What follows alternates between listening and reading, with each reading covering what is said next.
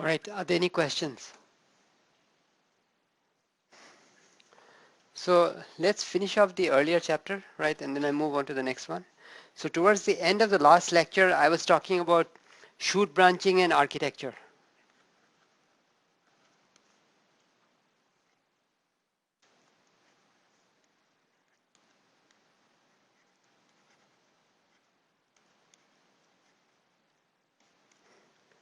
All right, now what decides whether the plant is going to keep on growing in the vertical direction or it's going to branch out sideways, all right? Well, there are some hormones that make that decision, right? Auxin and strigolactones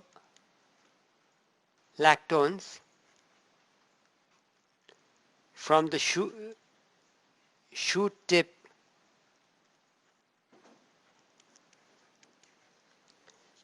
maintain apical dominance. That means growing in the vertical direction, right? So tip maintain apical dominance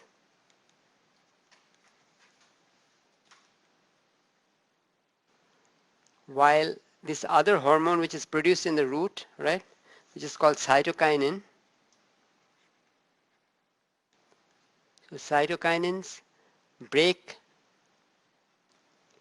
apical dominance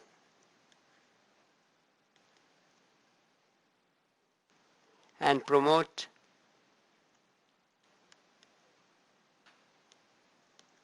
auxiliary dominance.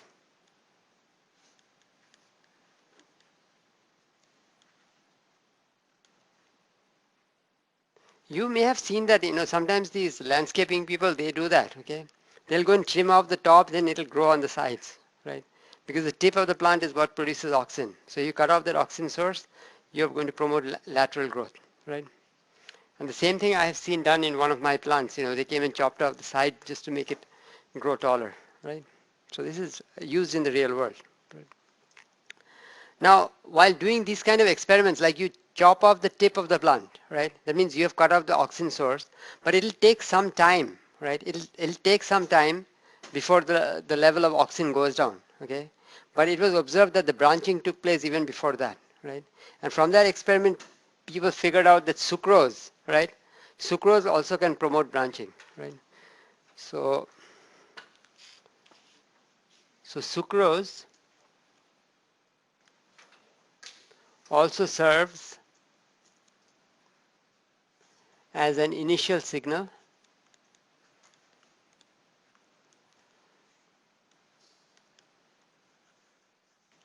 for auxiliary bud growth.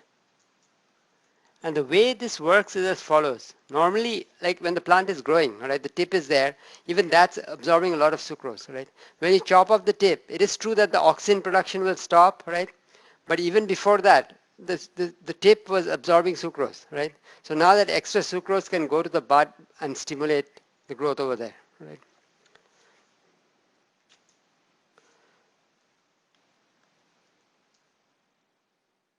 So you have this situation where you have this plant, right? And then like you have leaves here and all that, and then the tip is there, okay? So this is the original plant, but then you cut off the tip. So you cut off the tip, these leaves are all there as before, right? But this is going to produce branching, right? Lateral growth. So this is auxiliary branching. And again, if you look at the book, it'll have much prettier pictures, but I'm just trying to give you the overall scheme of things, right? So let me write this down, that the tip, so the tip is a consumer, so the tip is a consumer, or you call it a sink of sucrose. And again, let's remember that sucrose is by far the most widely transported sugar in the plant phloem, right? So the tip is a consumer of sucrose. Cutting it off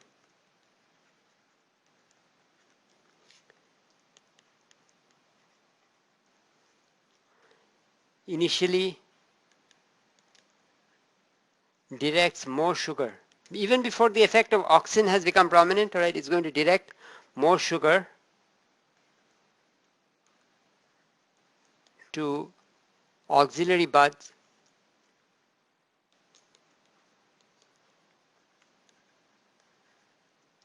causing branching.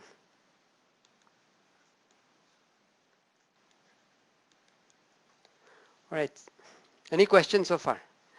Now I want to point out to you, all right, that something that we have talked about, or what we have referred to as the shade avoidance response, okay, that also involves these pathways.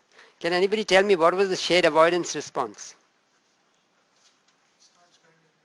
What? Yeah, yeah, the bending is one thing. The other thing is that if it's not getting enough light, or it'll try to go up, right? Bending is if you have light on one side, you don't have light on the other, right? But if, you know, suppose the plant is growing under a canopy, right? So it's not getting enough light, right? At least the red to far red ratio is going to be low, right? Because the red light is absorbed by the upper branches, right? So this plant is going to have a tendency to avoid the shade, okay? It is going to try to grow faster, grow taller, okay? So you have this thing called the shade avoidance response, right? So how does that happen, right? Well, the shade avoidance response is also mediated by, so again, the shade avoidance response is happening because the red to far red ratio is low, right? And which photoreceptor is the one that basically responds to red and far red light? Anybody remember? Which photoreceptor was the one that responds to red and far red predominantly? That, that that's okay. So I'll. Huh, which one? What? No. No. You said gibberellin. No, that's a hormone. Okay. No. Granulomella is a part of the chloroplast membrane. You know. I'm talking about a photoreceptor, right? What are the photoreceptors that we have covered? Huh, go ahead.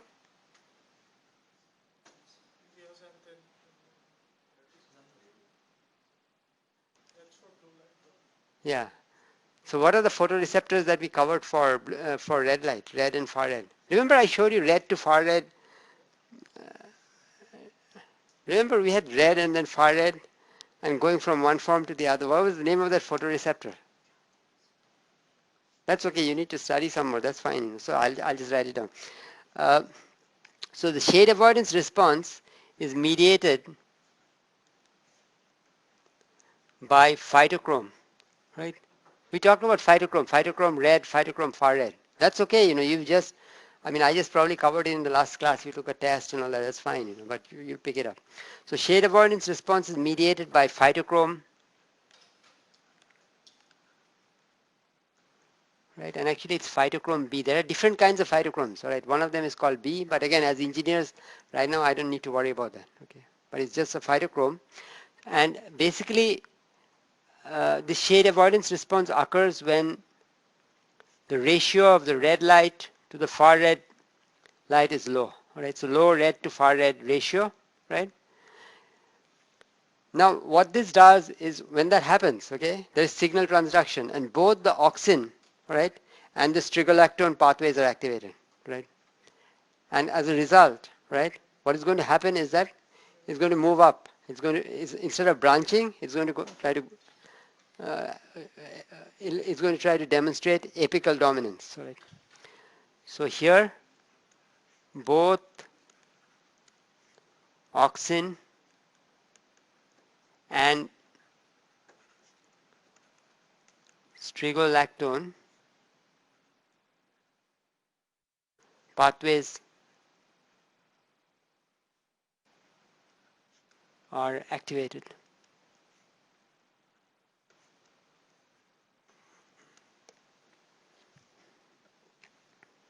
All right, any questions so far?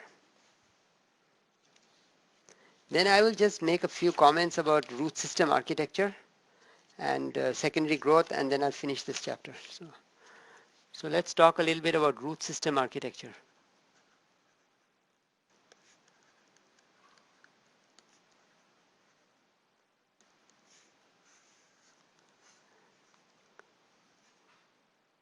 Now, species specific, now different plants will have different types of root systems, right? But they will, it'll generally be optimized, okay, to absorb nutrients and so on, okay, to perform the various functions. We're not going to go into the details of all that, but just we'll make the observation that species specific root system architecture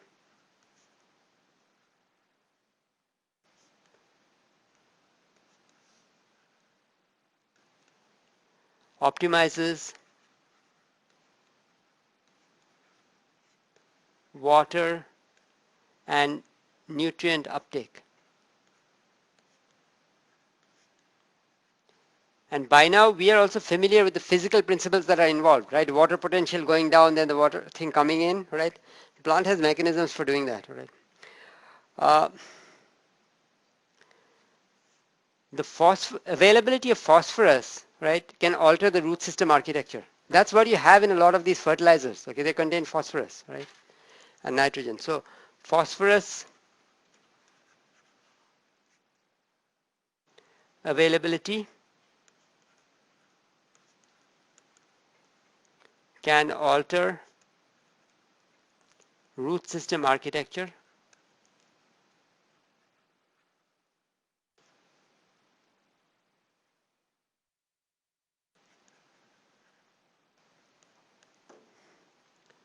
both locally and systematically. So systematically. That means on a more global scale. And again, I mean, there was a question on the exam, okay, about how use of fertilizers is going to increase the crop yield, because the roots don't have to grow that much, right? So they can transfer the resources to above ground growth, formation of fruits and seeds and so on, okay? All right, now I want to talk a little bit about secondary growth, right? How does the plant grow in width, right? Not just growing up or branching, but the branches becoming thicker, right? How does that happen, right? So just a couple of sentences about it and then we move on. Secondary growth.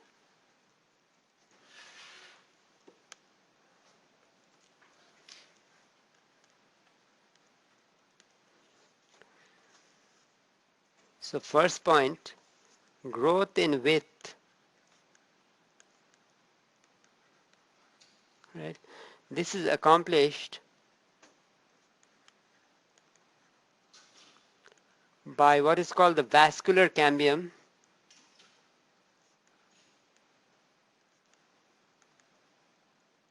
and the cork cambium.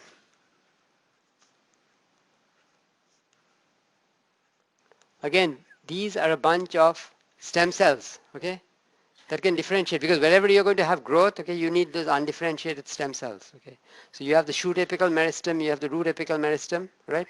Because the plants have to be able to exhibit indeterminate growth, right? So there is also something called the vascular cambium, right? And then the cork cambium. These are the things that are going to add those layers and make the plant grow. And you may have heard, that for a plant you can figure out what its age is by counting the number of layers, right, radially. All this has something to do with the way the vascular cambium grows. And again, I cannot cover so much of detail here because this is not a course on botany, right, or even on agriculture. This is basically just to give engineers some little bit of just working knowledge, so that you can then go and try out informatics approaches or apply informatic approaches to those kind of problems that come up in agricultural research. Right? And again, like everything else, this also is going to be governed by the activity of many different factors, right? It's like genetic regulatory network, hormone signaling, and so on, right? So many things are involved here, like auxin is an important player, so are gibberellins. So auxins, gibberellins, then cytokinins, and ethylene are involved.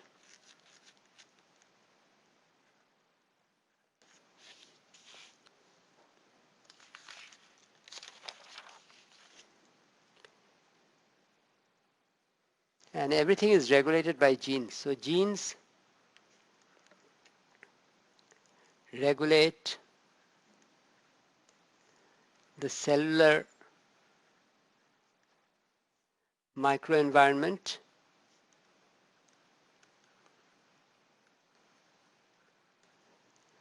for stem cell maintenance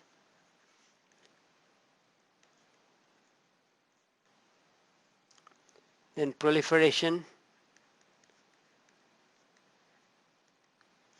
and differentiation. Remember, you cannot afford to get rid of all of your stem cells, then you're out of business, right? Then you cannot, produce new cells, right? So you have to keep some of them in reserve, right? And then some of them will differentiate to produce different organs and so on, okay? All right, any questions so far? Otherwise, we move on to the next chapter, right? That's chapter 20.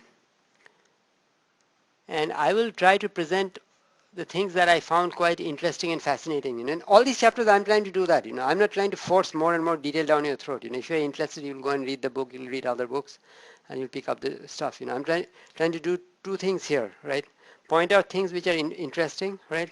In an engineering, and kind of make it closer towards engineering, right? And show that the informatics methods can be used, right?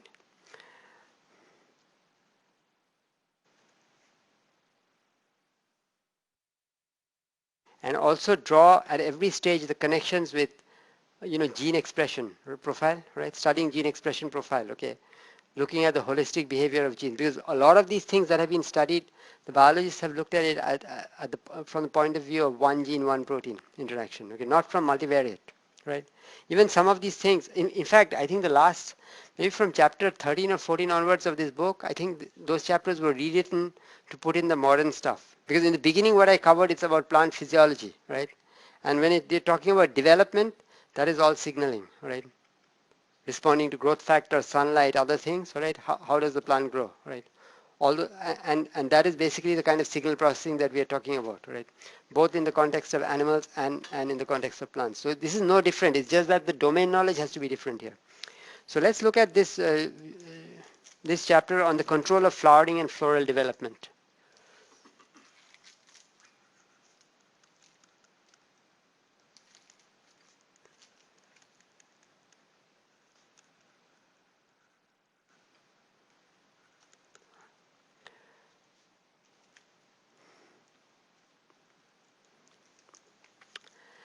Now the formation of floral organs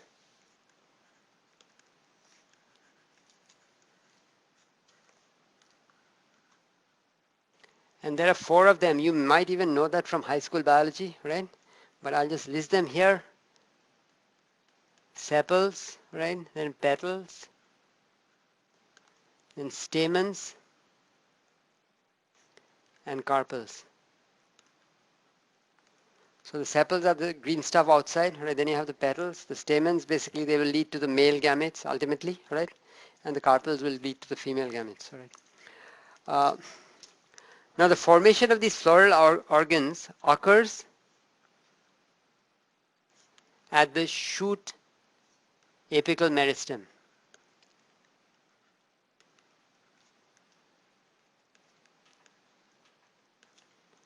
And is brought about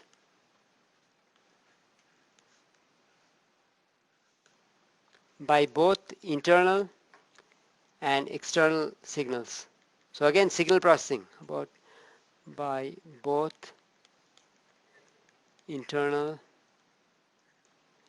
and external signals.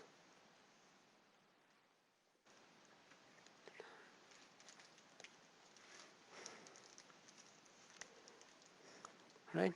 And when I'm talking about signals, it's in addition to these other signals, you're talking about a network of genes, right? Things that are going to interact, right? So this is brought about. So genomic signal processing is there all over the place, right? All this bioinformatics. These approaches have potential. The only problem is that you shouldn't lose sight of the actual physical problem you're trying to solve, right? You should not just be doing some informatics for informatics sake, right? And that's why the domain knowledge is important. So this is brought about by a network of genes.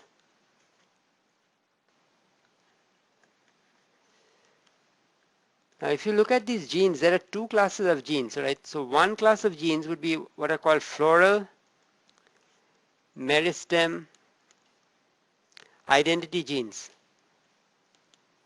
See, because the the shoot apical meristem, that's not going to become a flower, okay? Until some genes get activated, that will convert it into basically a floral meristem, okay? Something that can produce a flower.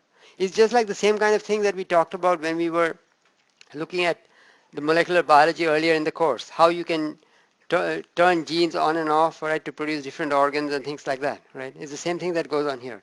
So there are two groups of genes here. One is the floral meristem identity genes that will be turned on, right? Some genes might get turned on and some others turned off to make this shoot apical meristem now become a floral meristem, right?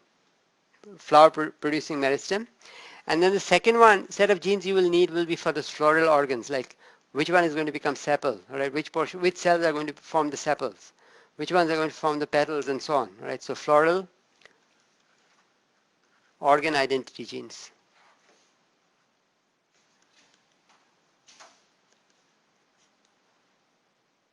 Right. Now, internal and external control systems. So internal and external control systems. And again, I mean, I didn't use the word here, right? The control systems is coming from the biology book, right? So it's nice to see that, right? So internal and external control systems enable plants to precisely regulate and time flowering for reproductive success.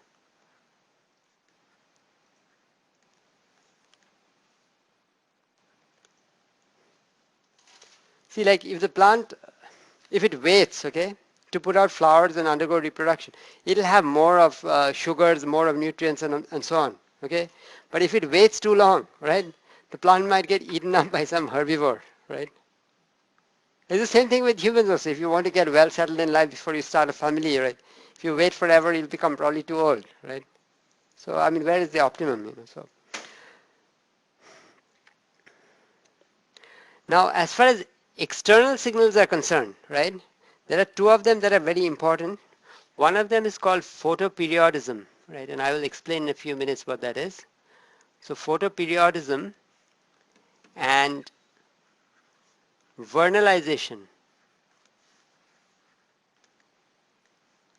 Vernalization means cold treatment, okay? Vernal means anything to do with spring is vernal, like you have the vernal equinox and so on, okay? Vernalization means subjecting it to a cold treatment, and again, I'll explain in a few minutes, you know, in more details. So photoperiodism and vernalization are two of the most important seasonal responses.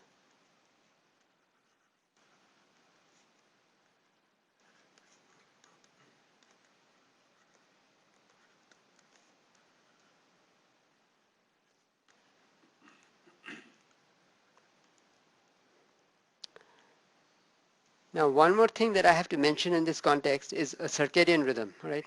See, we have a circadian rhythm. That's why you get a jet lag, right? You lived here for, you know, several months, right? Actually, even after a week, right? And then you go to some place, you know, that is 10 hours ahead of you, right? And you wake up in the middle of the night and all that because your biological clock doesn't adjust, right? So even for plants also, there is a circadian rhythm, right? So circadian rhythms, and again, that has got a genetic basis, okay? It's a gene regulatory network. These cryptochromes and all that, they basically entrain the circadian rhythm, right? So cryptochromes, phytochromes, and so on. So circadian rhythms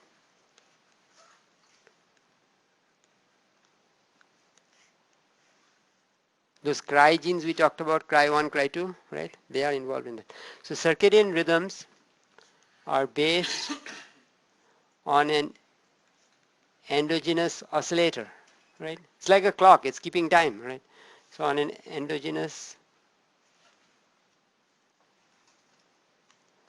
oscillator,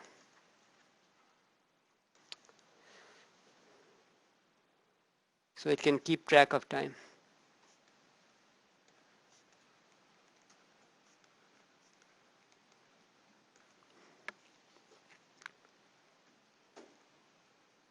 And the phytochromes and the cryptochromes that you get in light, right? Phytochromes mostly in red, far red, cryptochromes in blue light, right? They actually can train the clock. Okay, that's why, I mean, let's say you came from a foreign country, right? You came here, then after a few days you adjust, right? Because it's like resetting the clock. Okay, it's been set to some other time zone, right? Now you're resetting it, right? It takes some time. So anyway, so phytochromes, and this is the same for even for plants. So phytochromes and cryptochromes can entrain the clock, right? And when we are talking about entraining the clock, you can think about, in the case of animals, you can think about jet lag, which most of us have experienced, because we travel to foreign countries.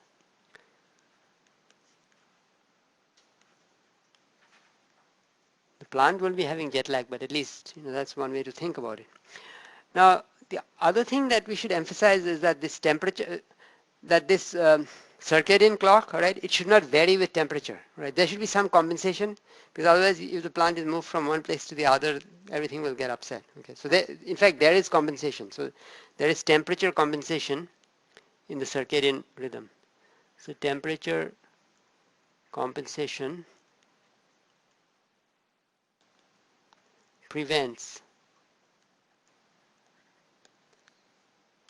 clock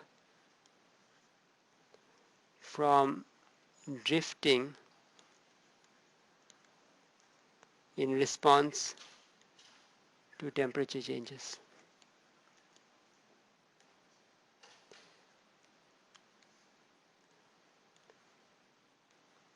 And this circadian rhythm is very important, because even in the case of plants, okay, it needs to know when should the stomata be open, okay, when are you going to do photosynthesis when light is there, not at night, right? Because for every molecule of carbon dioxide that is absorbed, 400 molecules of water are lost, So otherwise the plant is not going to survive, right? So the circadian rhythm is important, right? Okay, so now let's talk about these two other things, photoperiodism, right, and vernalization, right? So first, photoperiodism. How does the plant, right, decide when to flower, right? So in photoperiodism, what the plant is trying to do is try to monitor the length of the day, right? Because if there is a plant that is going to flower in late, let's say late spring, right? What is happening to the length of the days in late spring? Increasing, right? I mean, in spring, before summer, it is increasing, right? So there are, see, like, I mean, this year we had kind of treacherous weather where, like, even in October and all that, it was pretty hot, But you don't want the plant to get fooled into thinking that this is summer, right? And, invest a lot of resources in growth only to die when winter comes in, right? So that's why there's a cold treatment also that is needed. Like, you have lengthening days, right? And before, the effect of the lengthening days kicks in, the seed, right, has got to be subjected to some kind of cold treatment, right? So it knows that, okay, winter is gone, right? Now it's time to, you know, basically actively grow, right? Yeah. Especially true with like bulb plants. Yeah. We had jonquils when I was growing up, and they would bloom, in the early fall and then die and not bloom in the spring. So, and again, this has to do about where you're located. Like if you're located at the equator, okay, plants which grow there, the length of the day and the night remains more or less the same. Okay, so they will not have flowering in response to changing day lengths, right? Day or night lengths. If you move away from the equator, right, you will have what are called long day plants and short day plants. Okay, long day plants, they are going to start flowering when the length of the day exceeds a certain critical value, right?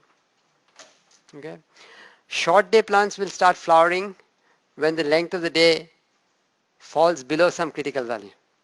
Okay, and an example of a long day plant is Arabidopsis, and short day plant is rice. There are many other examples, right? So let me just talk about that. So photoperiodism involves monitoring day length.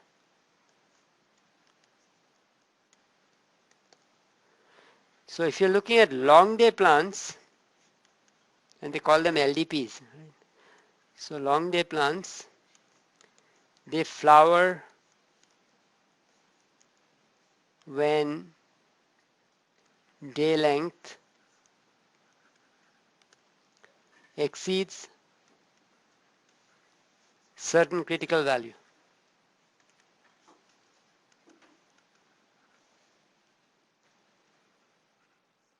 Right? And an example of a long day plant is Arabidopsis.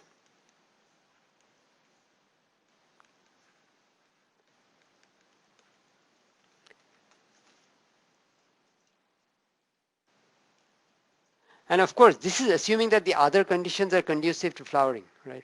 This is the external length of day aspect, right? Now for short day plants,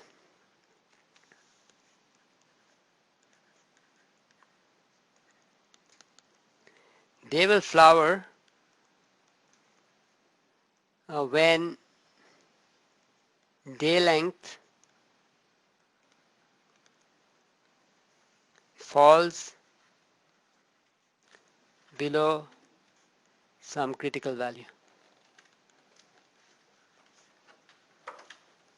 right? And an example of a short day plant is rice.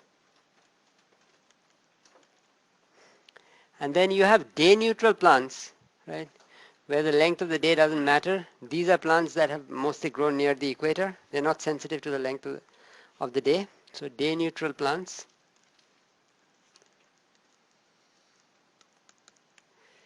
Plants that typically grow near the equator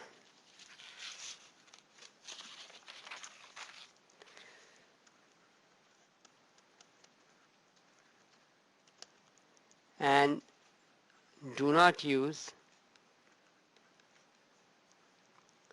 day length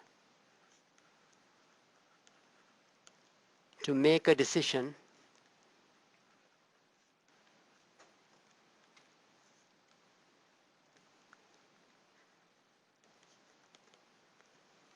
about flowering. So basically whether they should flower or not.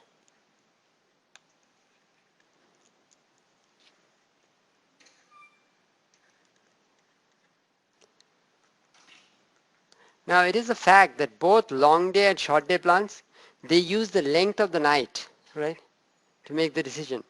The daylight period doesn't matter, okay?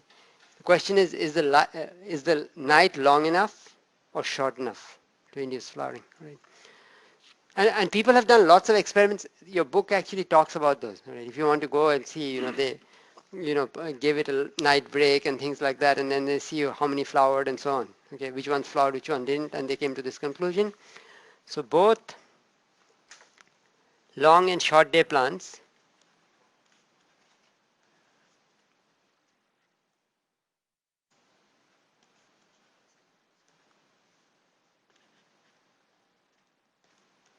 use the night length to make the flowering decision.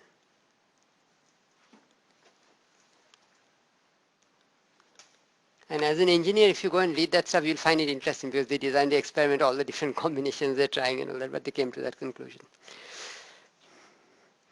Now this dark period, the night, right, that can be made ineffective by giving it a brief pulse of light, right? So they've changed things that way, so to see what happens, right?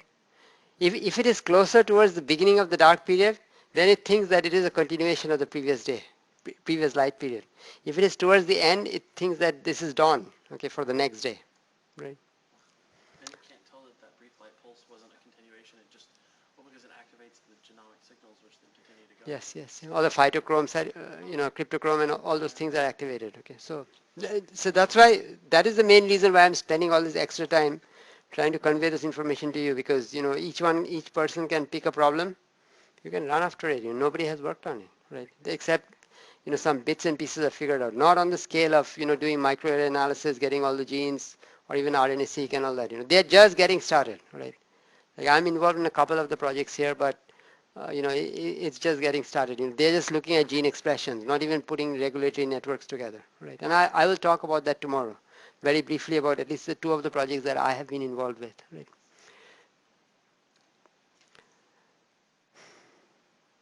So the dark period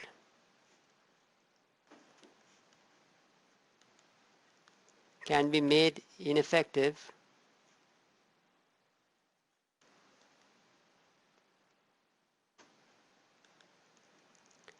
by interrupting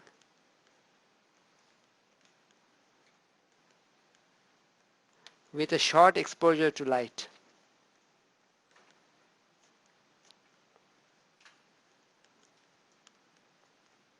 And remember, we did an earlier chapter where we talked about signals from sunlight, right?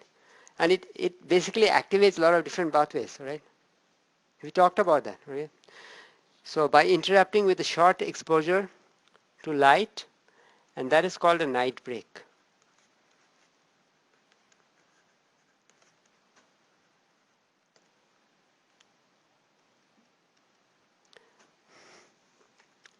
Now it turns out that the flowering response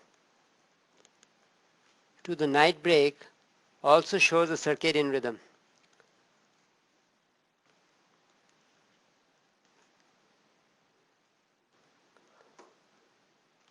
So also shows a circadian rhythm.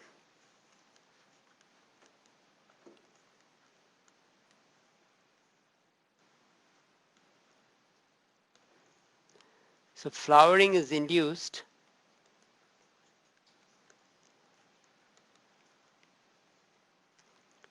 when light exposure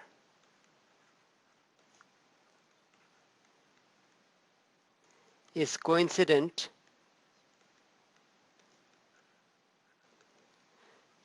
with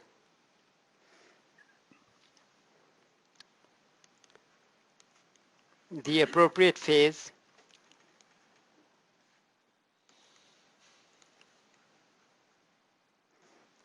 of the oscillator. And this shouldn't be surprising based on, what happens in jet lag, all right? If somebody artificially changed the light and you got the breaks exactly when you needed to sleep, that you'd be much better off, right? Much higher energy levels. So actually shouldn't be surprising. So red, and while doing these experiments also, they found that red and far red light were particularly effective in giving those night breaks. Okay, that means the phytochrome is the main receptor that is involved, right? So red and far red light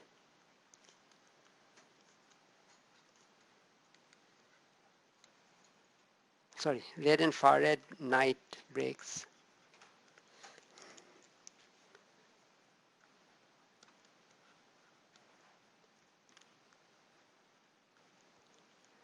are effective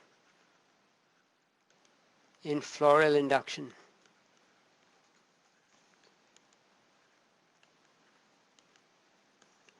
which means that phytochrome is involved.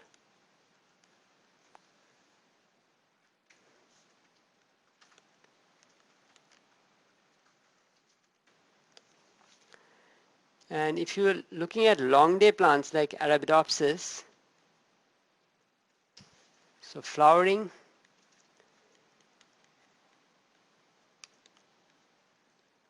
in long day plants, so in LDPs, uh, occurs when the inductive treatment means the photoperiod, right? Or the day length is exceeding that critical value, right? That's the inductive treatment. So flowering in long day plants occurs when inductive treatment coincides with a peak in light sensitivity.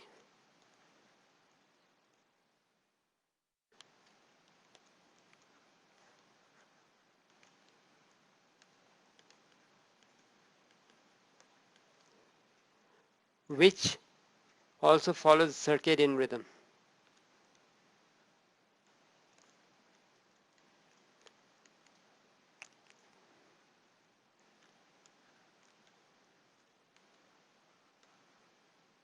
Like even as human beings, you're not going to be that sensitive to the effect of light, right? Throughout all the 24 hours, right? I mean, if it's in the middle of the night, you're more sensitive, right? You're trying to sleep, right?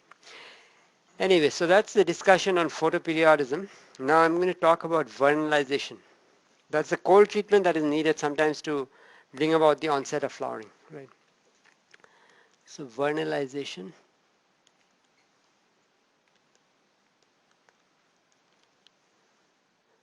So this is promoting flowering with cold.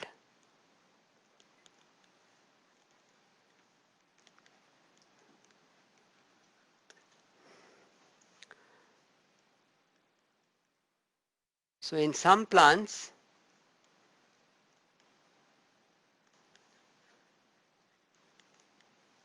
a cold treatment is needed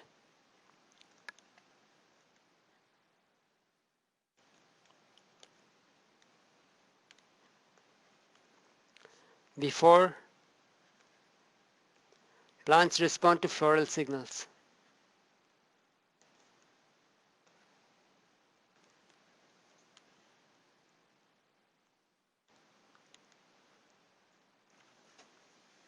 Such as inductive photoperiods.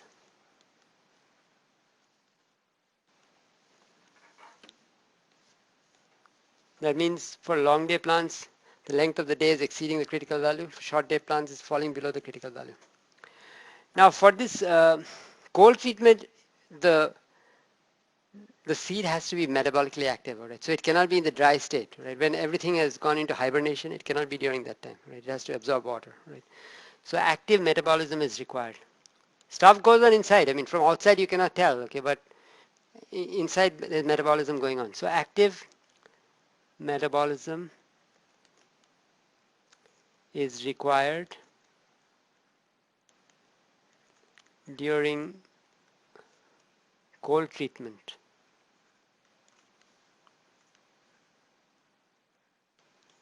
So dry seeds do not undergo vernalization.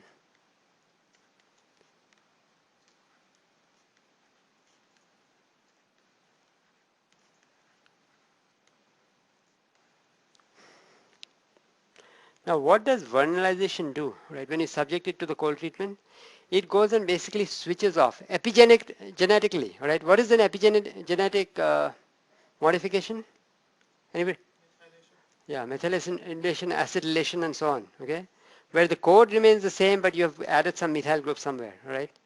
So this vernalization actually produces epigenetic changes that removes the some breaks on flowering, right? So let me write this out. So vernalization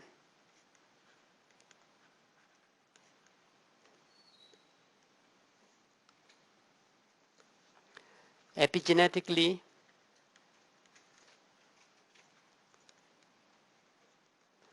switches off the flowering repressor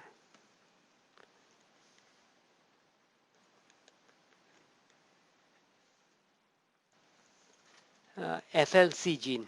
The name of the gene is FLC. It's flowering locus C. All right, that's like a break on flowering. All right, so this one switches it off. All right.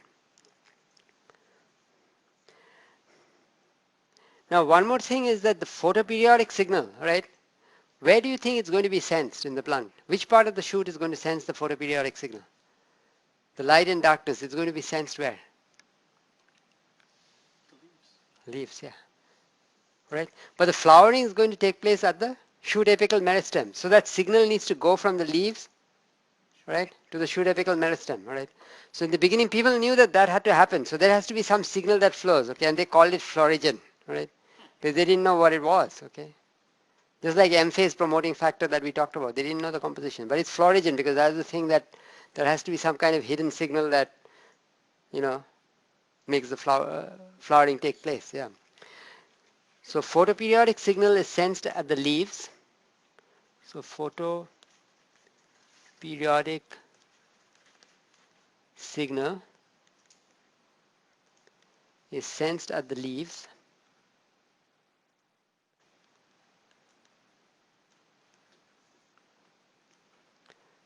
but must be conveyed to the apex because that's where the meristem is, the shoot apical meristem. So must be conveyed to the apex, right? And florigen, right, which is the original name that they gave to it, right? And right now we know what it is. The name of that protein is floral locus T, right, or FT, right? Protein. So there is a gene, right, floral locus FT gene, right, that is going to produce this FT protein, right? So this one does the job, right, of conveying that stimulus, right, from the leaves to the shoot apical meristem. So it does the job.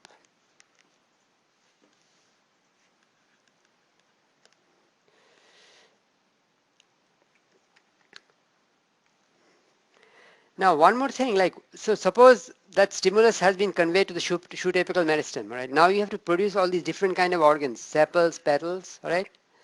Then anther, right? And carpels, right? You have to produce all these. So now again, there'll have to be a varied pattern of gene expression, right? Some cells, this one gene turns on and so on, okay?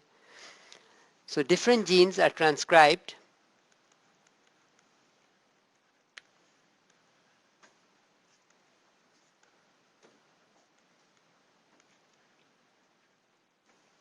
to produce the 4 different types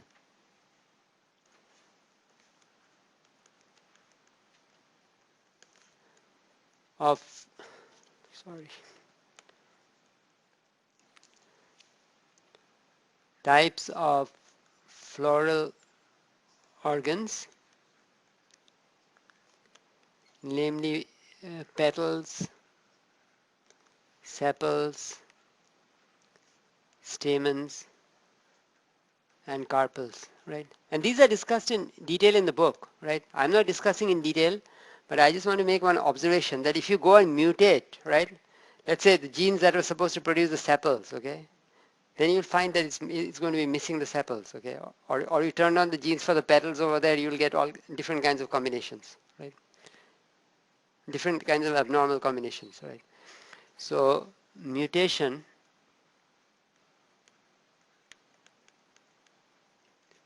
or overexpression. So mutation means you basically cause a loss of function mutation. Overexpress means you produce too much of that, right? So mutation or overexpression of these genes can produce missing or extra organs.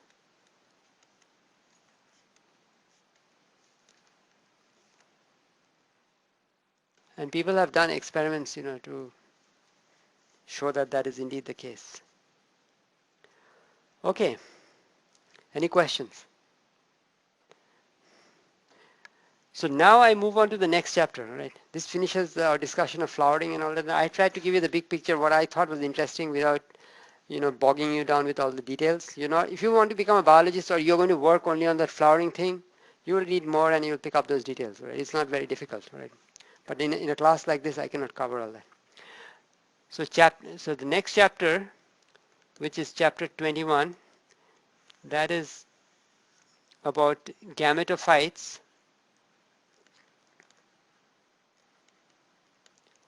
pollination, seeds and fruits. And again, I'm going to give an overview of things that I thought were interesting and easily conveyed without having to try and memorize everything, right? Now plants, as I said before, right, I mean several lectures ago, they alternate between 2 generations, right? There's a sporophyte and a gametophyte generation, right? So plants, so unlike animals, plants alternate between diploid and the diploid generation is called sporophyte and haploid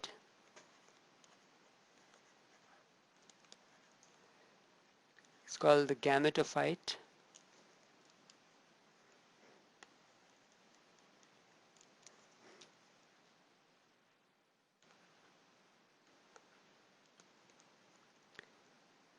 Generations. So what's the main difference between plants and animals? Okay. What happens when I'm talking about it alternating between those generations? It's meiosis, right, for haploid. And after that, there is mitosis. Mitosis. Yeah, Yeah. lots of mitosis before the gamete is formed. Okay. Yeah, that's the main difference. All right. So if you're looking at the male, or the production of the male gamete, right? So you start from the anther, right? The anther is going to produce what is called the microsporocyte, right? So for the male gametes, it will be all micro, right? And for the female gametes, it will be mega, right? In the plant, right? So from the anther, you're going to produce the microsporocyte, right? Which is still diploid. It's the diploid precursor, right? Then this undergoes meiosis, right? So then you will get something that is haploid, right? And that is called a microspore, right? So this is microspore,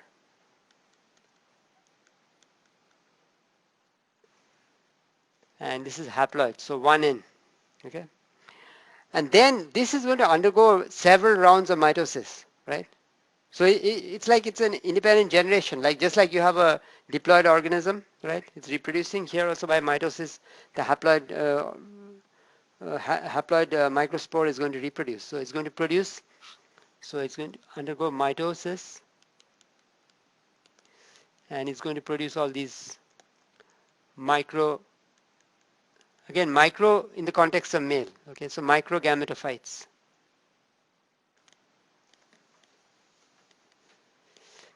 And then finally, at some point in time, they will produce the male sperm, right? They'll produce the pollen grains. Again by mitosis, because the meiosis has already happened in the beginning, right? Right? What are the generations and haploid now? Yeah.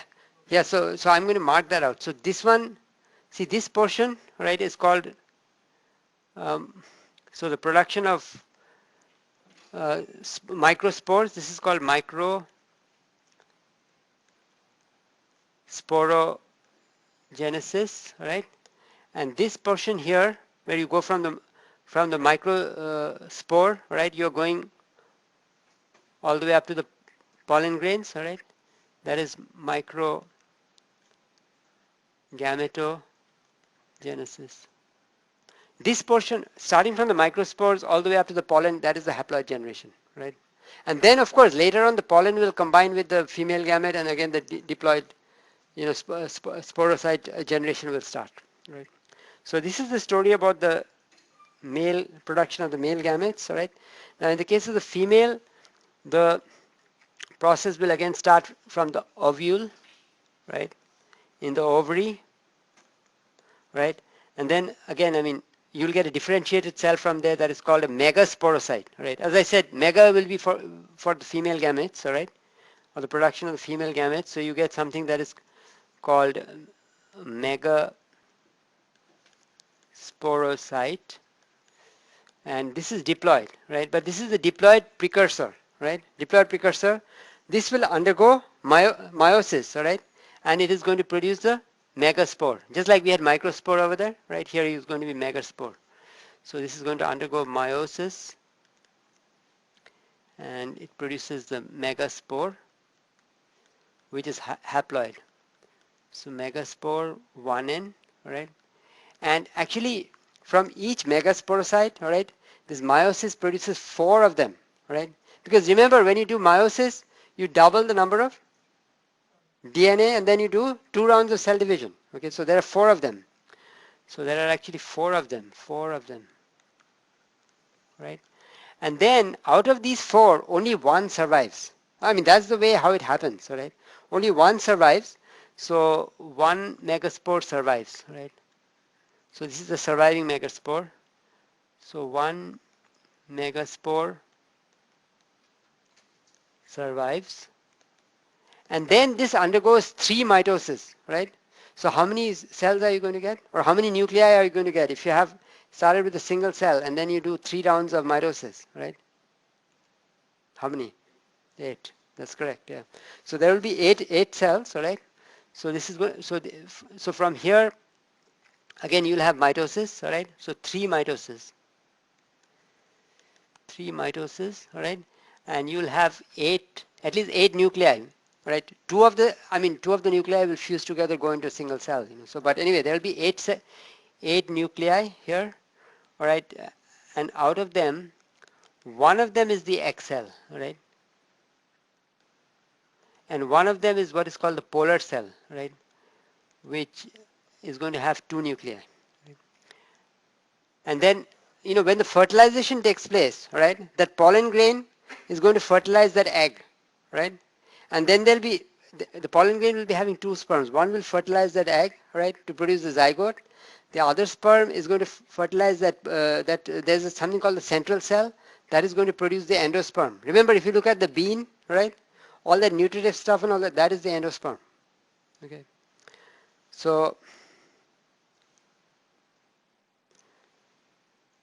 this thing here is called the mega gametophyte, right? And then again, just like you had microsporogenesis, here also you're going to have megasporogenesis and then megagametogenesis. So mega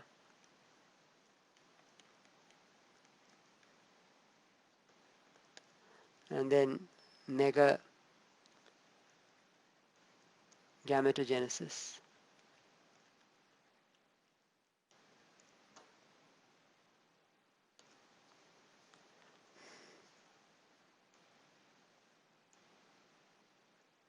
So when the pollen now, is carried by insects or whatever, right? When it lands on the stigma, right? Then there is signaling that goes on, right, between the male gamete and the female gamete. That will produce a pollen tube that is going to lead the pollen down, okay, and then fertilization will take place. So again, there are a lot of details in the book, all right. I'm not going to cover all those details. We are interested in the signaling that goes on, right. So that's what I wanted to point out. So when pollen lands on the stigma,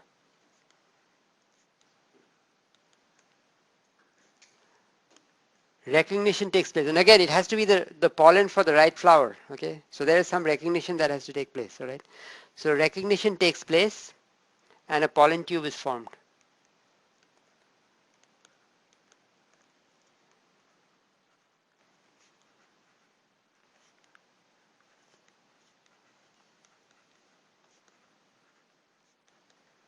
And see, the pollen tube is growing. That means there is signal processing involved, right? So there have to be proteins and other molecules, all right? So there is, a gene regulatory network at play, right? So, and a pollen tube is formed. A lot of signaling is involved, right? So a lot of signaling is involved. See, nothing happens automatically without a lot of signaling, right? So at least in this class, one thing if you picked up, that's what it is. Although in biology it looks like everything is growing, there's lots and lots of signaling involved. So a lot of signaling is involved.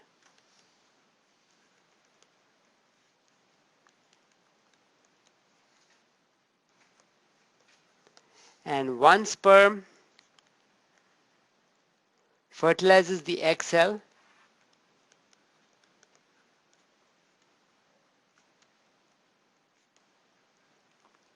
to form the zygote.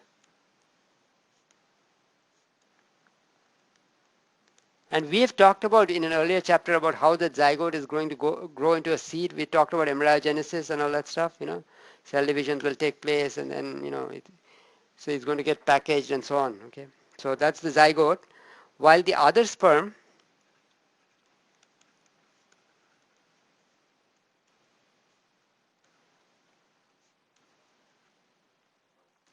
fertilizes what is called the central cell.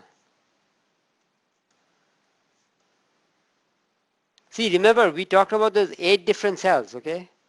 So they have purposes, right? Some cell is going to develop like the coat and things like that, right? So there is one cell over there which is called the central cell to form, actually not 8 different cells. There are 7 cells and there are 8 nuclei. All right. So one of the cells is called the central cell. One of them is the egg cell and so on. Okay. So the other sperm fertilizes the central cell to form the endosperm,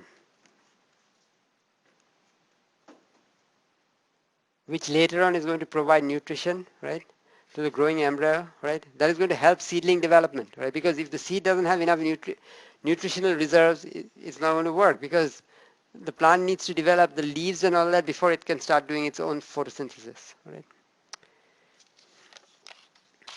And if you want to know more details about this, about how this happens, that you have to read the whole chapter, right, and spend some time over there. Now, I want to point out some other things that I thought were important, right? Now, so should there be, like when you have pollination, okay, like if you have a plant that is producing both male and female flowers, okay, so should the male flowers on this particular plant fertilize the female flowers on the same plant, right? Not a good idea because you're not going to have genetic variation, right? And if there is some disease trait or something, it's like inbreeding, right? Not a good idea, right? So what have plants do to avoid that, right? Or what are the mechanisms that have been put in place, right? So let's talk a little bit about it. So selfing, that means self-pollination versus outcrossing.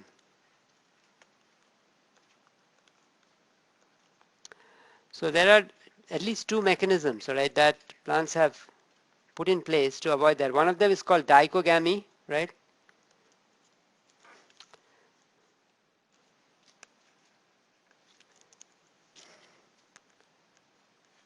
Oops, sorry.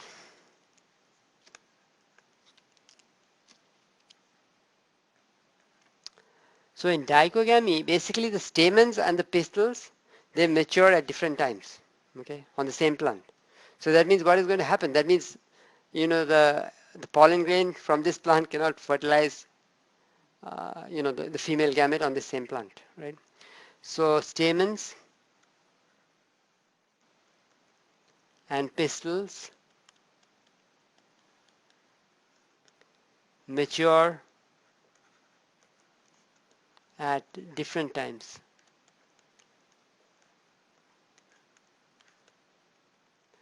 And the other one is called heterostyle,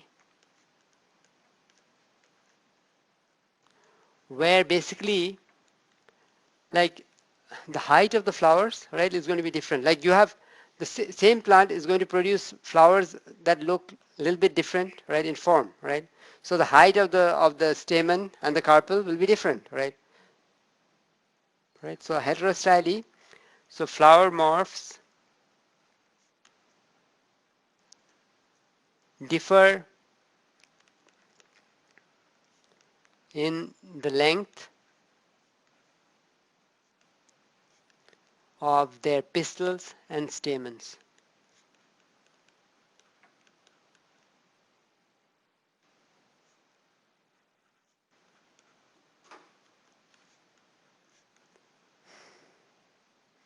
And the discussion that I've carried out so far, right, about both dichogamy and heterostyle, that actually applies to what are called monoecious plants, where the same plant can have both male and female flowers, right? So this applies to what are called, applies to monoecious plants, i.e. same plant can have both male and female flowers.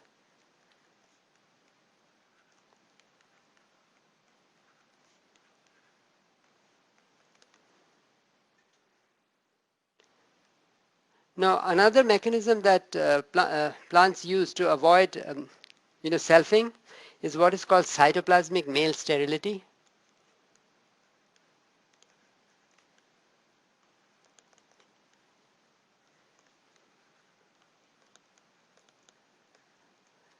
Where there is a gain of function mutations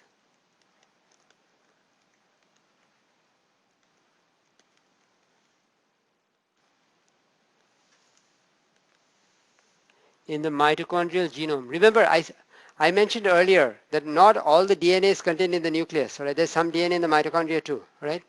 And so in cytoplasmic male sterility, what happens is that the gain of function mutations in the mitochondrial genome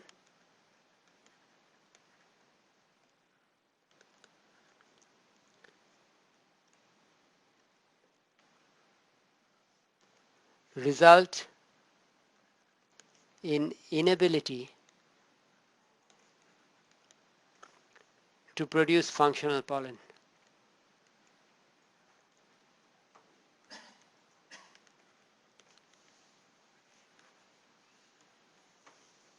And that causes male sterility. So that's another mechanism.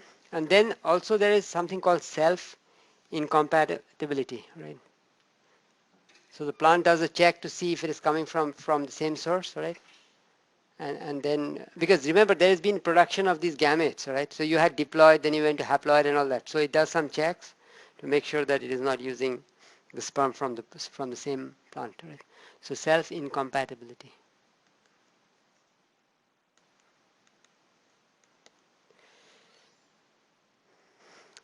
Next, I want to talk a little bit about seed maturation and desiccation tolerance, okay? Because the seed has to be dried up, right? Because you want to, like, once the seed has been produced, right, then it's dried up so that it can be transported over long distances by pollinators or whatever, right? And then again it can restart its life, right? Okay, it can get out of the dormancy period when it reaches its destination, all right? So how is that achieved, right? So seed maturation and desiccation tolerance.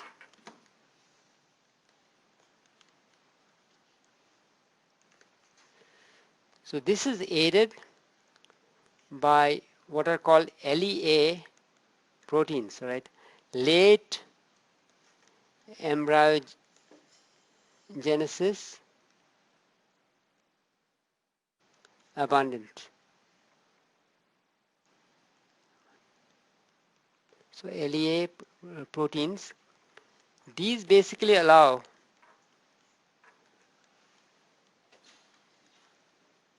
so again, I mean, if these proteins are involved, there will be some gene expression over there, okay? So allows embryo cells to attain a glassy state or to acquire a glassy state.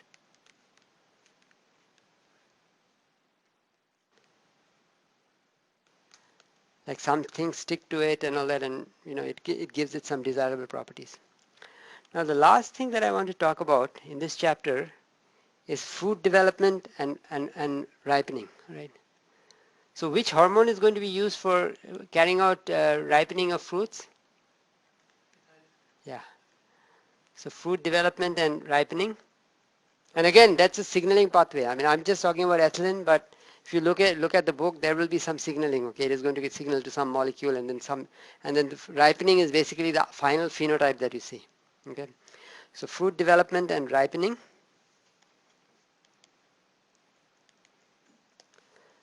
So ethylene gas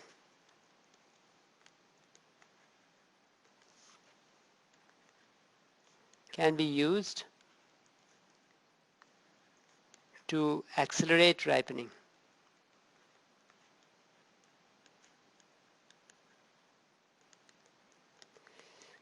And I mean, you can use this to see, like if you harvest a lot of different bananas, let's say, that are not ripened, right? You can transport them to the destination, right? That have been picked at different points in time, and then apply ethylene at the same time. So all of them will become ripe together. Okay, that is done actually, right? So can be used to synchronize ripening and or carry out ripening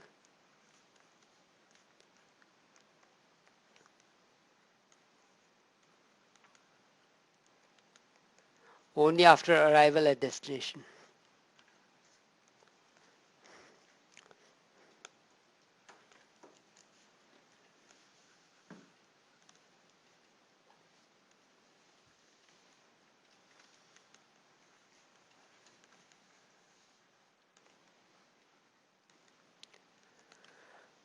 All right, any questions?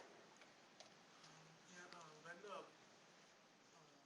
pollens they fertilize the egg, right? So one of them is fertilizing the central cell, and then Mhm. the other one's fertilizing The the egg cell. eggs. So is the generation diploid or polyploid? No, from that fertilization it will be diploid. Okay, because it's the egg fertilized by the sperm, right? That produces the zygote, right? So that will be diploid, right? The other one is not producing a new organism. It is producing the tissue that is going to be the cell is going to produce the tissue that is going to become the endosperm, right? It's just a signaling. Yeah. I mean, there are details in the book which I haven't gone over, and even I'm not thoroughly versed with that, you know.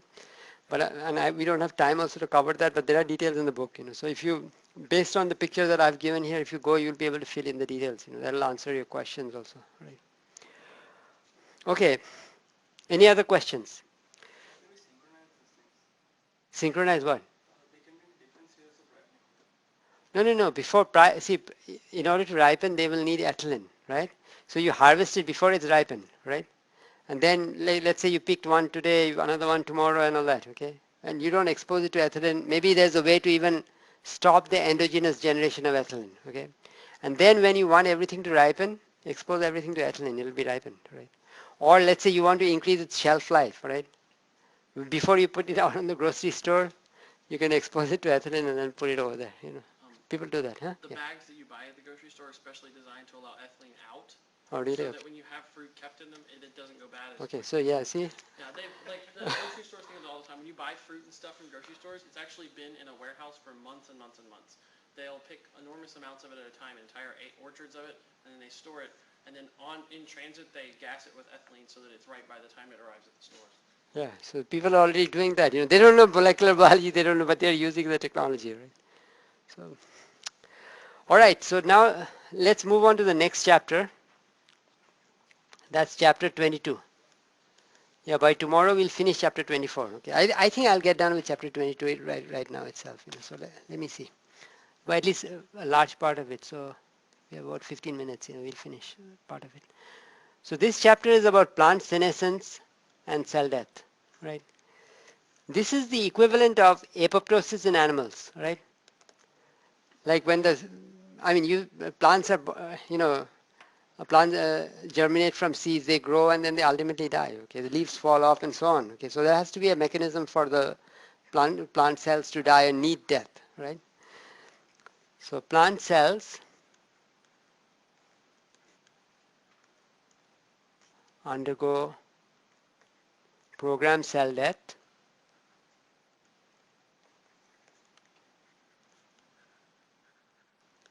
which is called PCD, either to further development.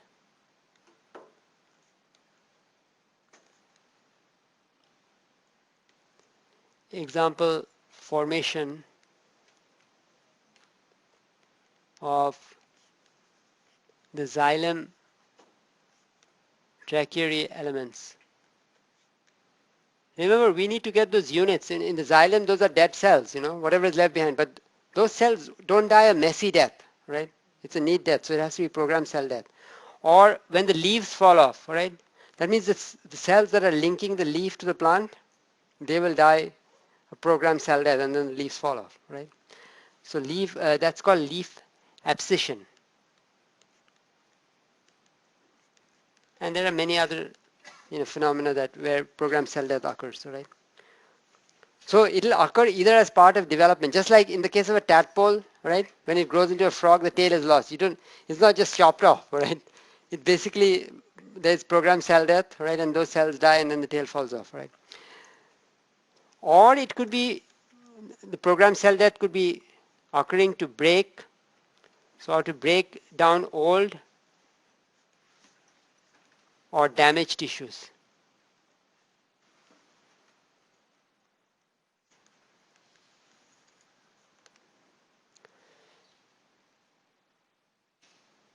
And this programmed cell death is also called cell senescence, right? So if you become senile means you grow old. Okay, senescence means just growing old. Okay, So programmed cell death, PCD, or cell senescence, it differs from what is called necrosis. That's another kind of cell death, right? So necrosis, which is differs from necrosis, which is an inflammatory response, right? That's like if you get a cut or a wound, right? There's cell death occurring over there, but it's all messed up, right? It's not neat. Like apoptosis or programmed cell death you're having on your skin every day, right? Every 10 days you're getting new skin. You don't even notice that. Everything looks, it happens very neatly, right?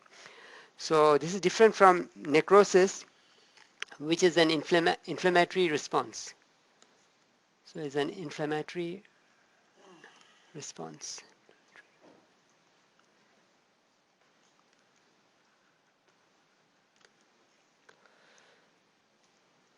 Now, programmed cell death or PCD during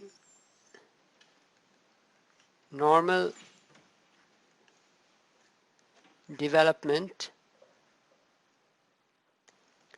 occurs via what is called the vacuolar swelling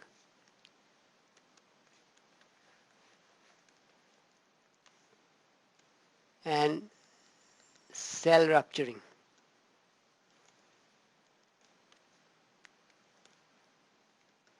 Right? So during normal development, the way the cells die is that there is a vacuole that starts swelling and the cell breaks. Right? So this is called vacuolar type PCD. So vacuolar type programmed cell death. And then on the other hand, you could have what is called a hypersensitive response, right? Like let's say some pathogen or something has attacked the plant, right? Then one way to get rid of that pathogen is if all the cells around it decide to die. Okay, so you commit suicide for the overall good of the organism, right? So that occurs differently. In that case, the vacuole is not going to swell. Okay, it's going to shrink, and then the cell also shrinks and dies. Okay, so this is called PCD, programmed cell death, during what is called the hypersensitive response.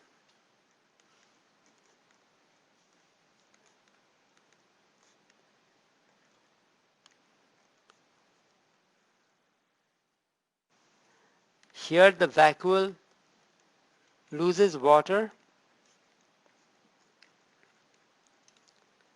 and cell shrinks and dies.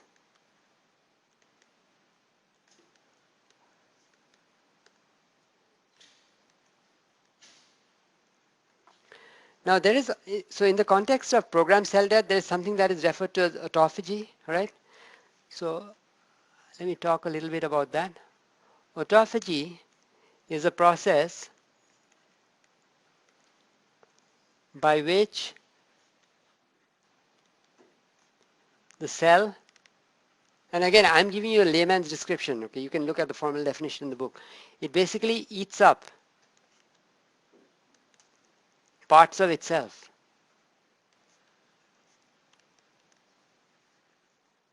to make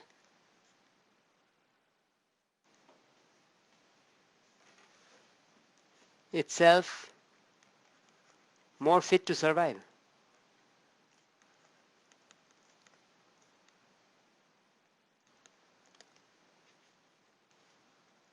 Right? So if the external nutrients are limited, okay, the cell needs to generate, and it can probably use a part, it can shrink in size, it can break up things. It's just like, I mean, if you're very heavy, right, or something like that, your metabolic rate is too high, you want to bring that down, okay, maybe you could lose weight, right, so you can do with less resources, right? So the cell does something similar, right? So, and there are organelles, actually not organelles, there are structures, all right, so called autophagosomes that capture damaged cellular constituents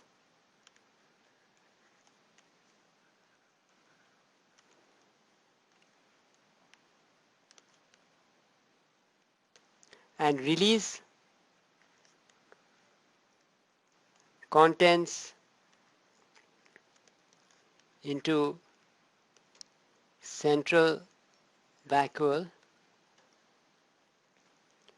to be degraded and recycled.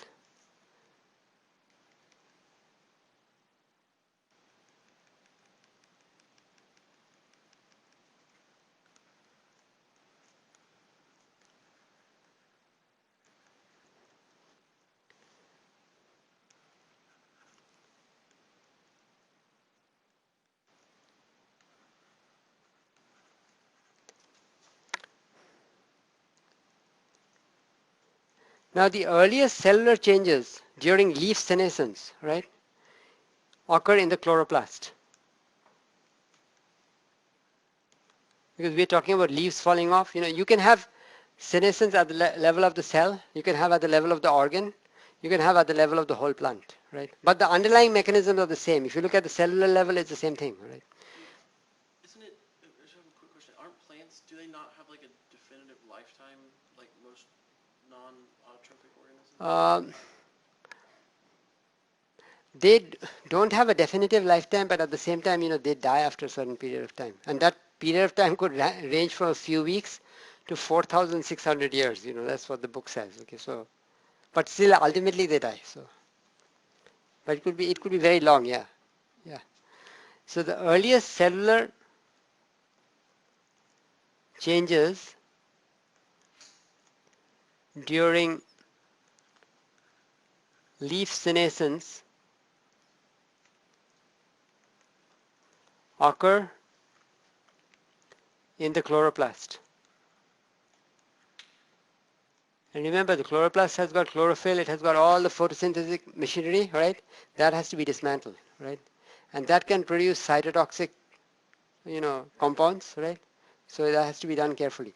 So occur in the chloroplast. So dismantling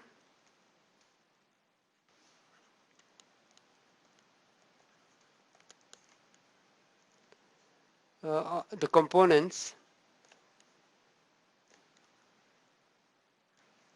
of the photosynthetic machinery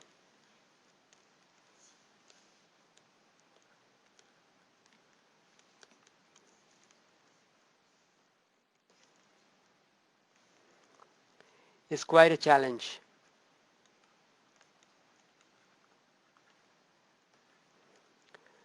Cytotoxics. So cytotoxic chemicals are produced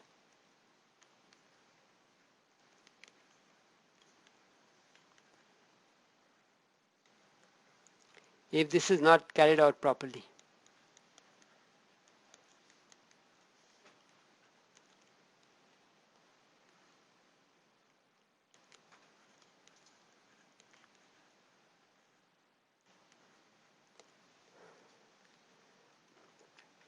Now again, we get back to the topic of gene expression. When senescence is occurring, there will be a lot of changes in gene expression, right? And people have looked at it with microarrays too. So I want to mention this. All right. So senescence is accompanied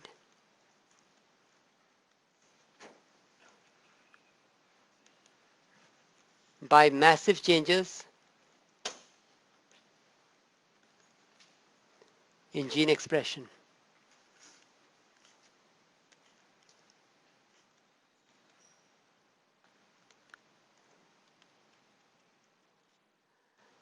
In fact, microarray analysis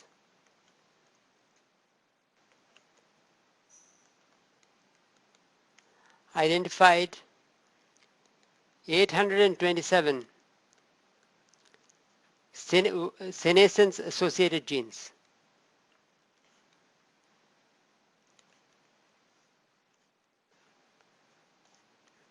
These are the genes whose expressions are upregulated, right, during senescence, right? That's the stage that we are in, right? What does all that mean? I don't know, okay? I don't think even the biologists know, but so some microarray studies have been done, right? So there are some genes that have gone up, some that have gone down, okay? So these are senescence associated genes, those are the ones that are upregulated. Similarly, you have senescence downregulated genes or SDGs.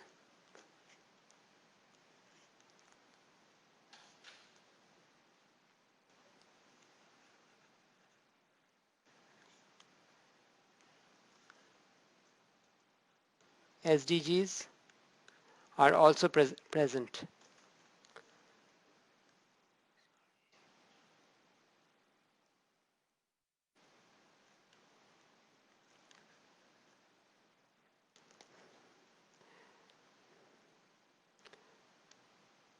Then the next thing to note is if you have so many genes, that means there is a genetic regulatory network, right?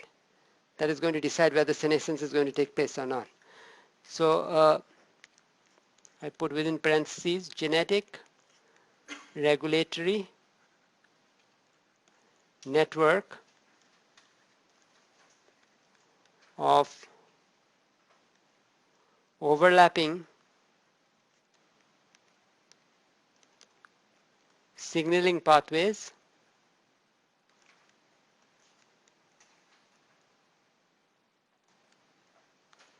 integrate the inputs from internal and external factors. Okay, can you tell me what could be some of the internal and external factors that will decide whether senescence will take place or not? Let's look at some internal factors. What should they be and what should the external factors be? Come on, you can tell me that. Huh? Uh, well, the leaf falling off is not just going to be light, you know.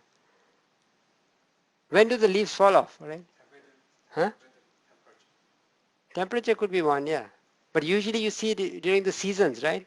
So the external factors could be seasonal changes. Yeah, light in some way, but seasonal changes. Then there could be, insects attacking the plant, right? So that could be a biotic interaction, right? There could be abiotic, like there could be a drought because of which leaves are falling off, all right? So seasonal changes, then biotic and abiotic stress, right? And what about input from internal factors? What internal factors can you think of? Hormones, right? Hormones and signaling molecules that are moving around in the plant, right? So hormones and signaling molecules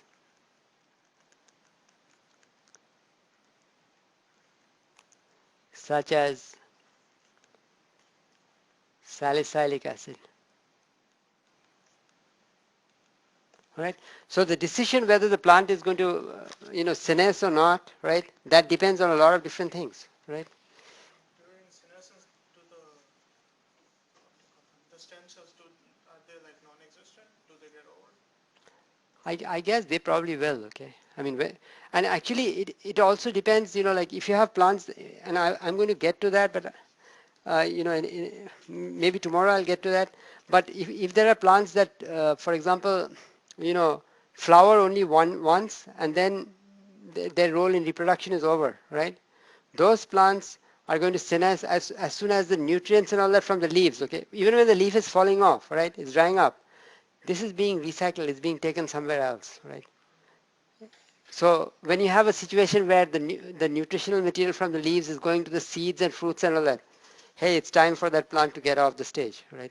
The reproductive role is over, right? And it will basically die, okay? So senescence will occur, yeah. Okay, I think, yeah, I mean, like, I had one more page, but I think that's okay, I should be able to finish that tomorrow in like a, let's stop here for today, all right? It's been a busy day and thanks for coming. So.